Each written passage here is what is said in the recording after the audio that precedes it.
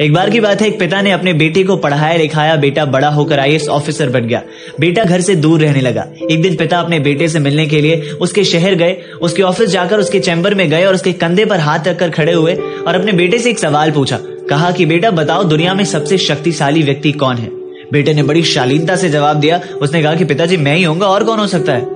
पिता को इस जवाब की उम्मीद नहीं थी। वो वहां से जाने लगे। वो गेट पर आए और उन्होंने सोचा कि एक बार फिर से पूछता हूँ। वो एक बार फिर से अपने बेटे के पास गए और पूछा कि बताओ बेटा, दुनिया में सबसे शक्तिशाली कौन है? तो बेटे ने इस बार कहा कि पिताजी आप।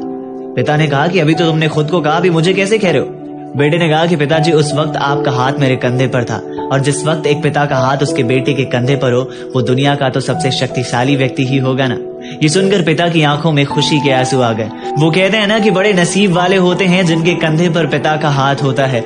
जिंदगी के हर सपने पूरे होते हैं अगर पिता का साथ होता है।